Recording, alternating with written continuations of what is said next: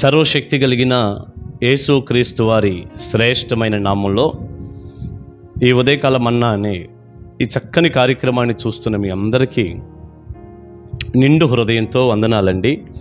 దేవుని మహాకృప మీకు తోడై ఉండును గాక. రండి, దేవుని వాక్యాన్ని చదువుకొని దేవుని స్వరాన్ని మనం విందాం. యోబు గ్రంథం 1వ అధ్యాయం 20వ వచనం. అప్పుడు యోబు లేచి తన పై వస్త్రమును చింపుకొని తల వెంట్రుకలు గొరిగించుకొని నేల మీద సాష్టాంగపడి నమస్కారము చేసి ఇట్లనెను. అప్పుడు యోబు లేచి నేల మీద సాష్టాంగపడి నమస్కారము చేశాడు. అప్పుడు యోబు ఎప్పుడు అనేది మనం ఆలోచిస్తే ఆ పైనున్నటువంటి వచనాలన్నీ చదివినప్పుడు ప్రియబిడ్డ, యోబుకి చాలా శ్రమ కలిగింది, చాలా నష్టం వచ్చింది. మనం యోబు గ్రంథం 1వ అధ్యాయాన్ని ధ్యానం చేస్తున్నాం, ఎన్నో విషయాలు వింటున్నాం. ప్రతి వర్తమానంలో ఒక మాట అయినా ఇలా వినపడుతుంది. అపవాదికి దేవునికి ఒక పందెం యోబు విషయంలో. యోబుకున్నది సమస్తం తీసేస్తే యోబు దేవుణ్ణి దూషిస్తాడు అనేది అపవాది మాట, దూషించడు అనేది దేవుని మాట. ఆ క్రమంలో యోబు కుటుంబానికి శ్రమ రావాలి, యోబు ఆస్తి నష్టపోవాలి. అదే జరిగింది ఆ పై వచనాల్లో. యోబు బిడ్డలు 10 మంది ఒకే రోజు చనిపోయారు. యోబుకున్నటువంటి పశువులు, గొర్రెలు, ఆస్తి, ఆ సంపద అంతా కూడా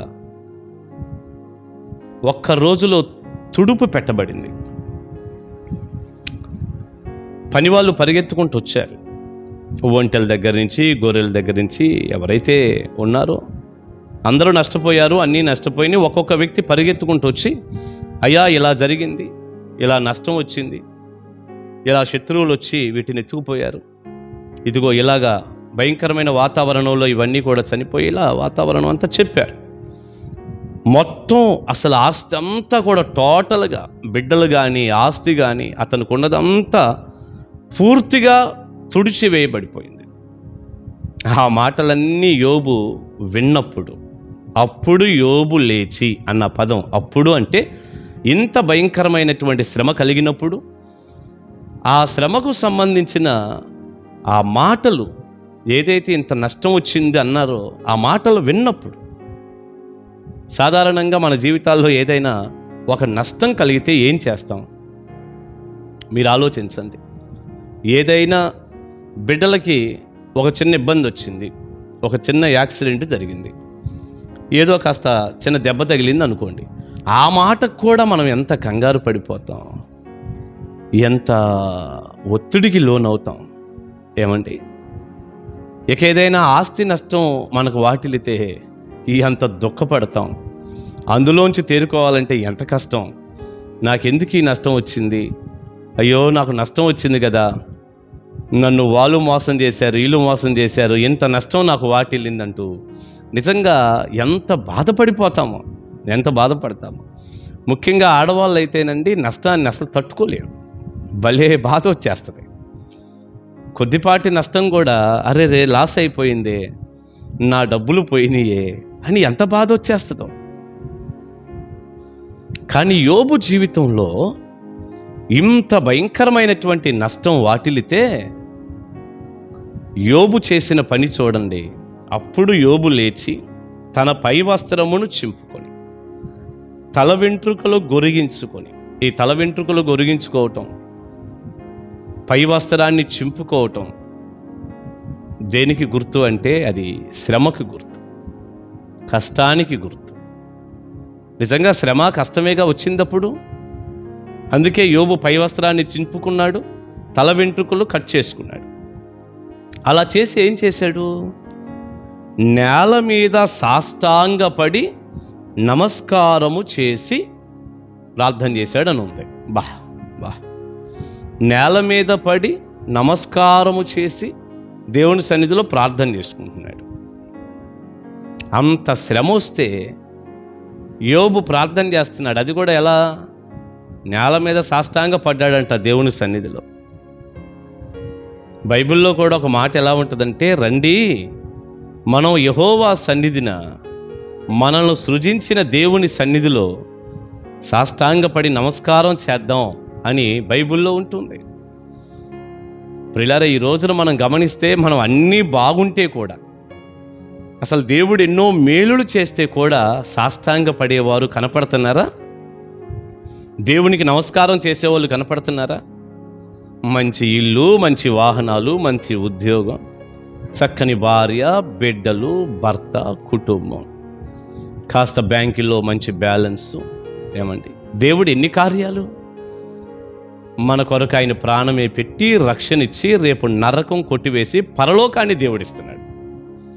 అసలు ఇటు భౌతికపరమైనటువంటి దీవెనలు ఇస్తున్నాడు, ఆత్మ సంబంధమైనటువంటి పరలోక రాజ్య ఆశీర్వాదాలు ప్రభు కలగజేస్తున్నాడు. ఇన్ని దీవెనలు దేవుడు ఇచ్చిన ప్రియులారా, ఈ రోజుకి కూడా మనిషి సాగిలు పడలేకపోతున్నారు, సాష్టాంగ పడలేకపోతున్నారు, నమస్కారం చేయలేకపోతున్నారు, దేవుణ్ణి ఆరాధన చేయలేకపోతున్నారు. అసలు ఆయన ఏమీ చేయలేదు అన్నట్టుగా ఇష్టం వచ్చినట్టు తిరిగే వాళ్ళను మనం గమనిస్తున్నాం. అలాంటి వారితోనే మన మందిరాలు నిండిపోయాయి. మీరు చూడండి, దానికే మనం అసలు ఇంతమంది ప్రజలు వస్తున్నారని మనం అసలు ఉర్రూతులూగిపోతున్నాం.